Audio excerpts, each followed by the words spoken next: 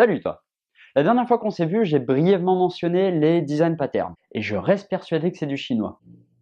Justement, aujourd'hui, on va voir un petit peu ce que c'est, comment ça marche et à quoi ça sert.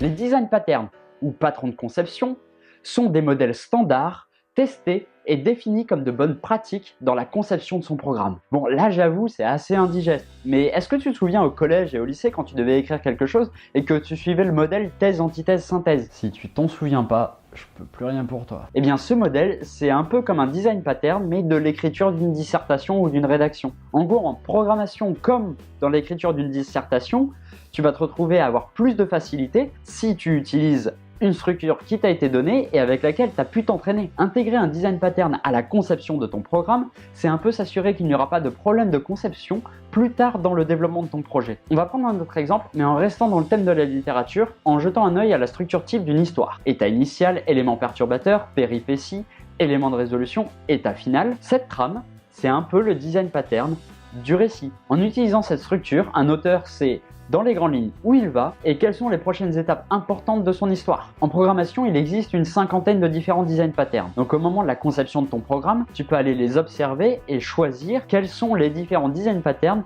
qui peuvent être le plus pertinents selon tes objectifs. Bon, maintenant que tu connais la théorie des design patterns, je vais pouvoir te présenter le premier qui est le plus connu notamment sur le web, le MVC. Alors oui, le MVC est un design pattern, mais c'est aussi et surtout un patron d'architecture, c'est-à-dire qu'il va te permettre d'organiser ton code de manière précise et simple. MVC, c'est l'acronyme de modèle vue contrôleur. Comme son nom l'indique, c'est un design pattern qui utilisera trois entités, un modèle, une vue et un contrôleur. Chacune de ces entités a un rôle très précis. Alors pour représenter un design pattern composé de trois parties, quoi de mieux que de partir sur un trio très connu? On va prendre, si ça te dérange pas, le trio d'Harry Potter. Harry est le personnage central. C'est lui la cible de Voldemort, et au bout du compte, c'est lui qui prend les décisions. Hermione détient le savoir, et elle sait comment l'utiliser de manière pratique.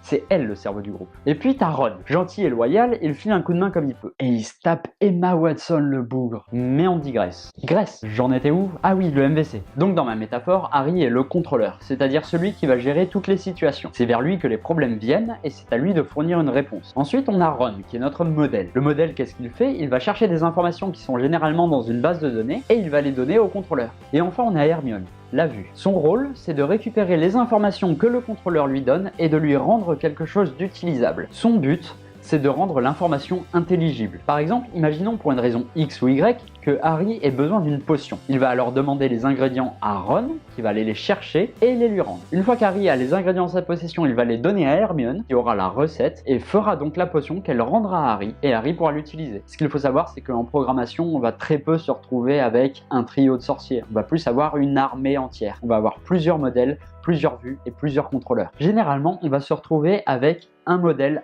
par type de données. C'est-à-dire par exemple que si tu as des données sur tes utilisateurs, ce sera un modèle utilisateur qui va les gérer. Pareil si tu as des données sur des produits par exemple. Ce sera un modèle produit qui va les gérer. Pour les contrôleurs, c'est à peu près la même chose, mais avec des actions que tu peux entreprendre. C'est-à-dire que si tu veux pouvoir avoir des actions à entreprendre sur des utilisateurs ou sur tes produits, tu vas mettre ça dans un contrôleur soit utilisateur, soit produit. Pour les vues, c'est un petit peu différent, puisqu'en réalité, tu vas avoir une vue par type d'écran différent de ton application. Bien souvent, lorsqu'on programme avec le MVC, on se retrouve avec trois dossiers. Un dossier contenant tous les modèles, un autre contenant tous les contrôleurs, et un dernier contenant toutes les vues. Et oui, les design patterns ne sont pas juste des concepts abstraits qui t'aident dans la conception de ton programme. Certains d'entre eux, comme je le disais plus tôt, te permettent et te forcent à organiser tes fichiers d'une certaine manière pour que ce soit plus facile pour toi. Tout ça te permet, entre autres, de retrouver et corriger des bugs bien plus facilement que si tout le code était écrit dans un seul fichier. Fais-moi confiance, si tu veux éviter les fichiers de 2000 lignes, il vaut mieux. Mais ces normes te permettent aussi d'être compris par d'autres programmeurs qui pourraient travailler avec toi sur le programme. Ah, tu pensais que la programmation c'était une occupation en solitaire? C'est fini pour aujourd'hui, merci beaucoup d'avoir pris le temps de regarder cette vidéo.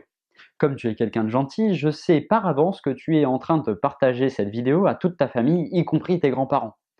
Maintenant, j'espère aussi que tu auras liké cette vidéo si elle t'a plu, et que tu te seras abonné à la chaîne. Pour le moment, ce que je te propose, c'est de laisser dans les commentaires d'autres métaphores qui auraient pu être utilisées pour expliquer le MVC. On va voir, on va comparer un peu, ça va être sympa. Bon, maintenant, pour la suite des épisodes, ce que je te propose, c'est d'aller retrouver le lien Twitter dans la description et me suivre. Il y aura quelques news sur les prochaines vidéos. Et en attendant, je vais y aller, parce que c'est pas tout, j'ai du code qui va pas se faire tout seul.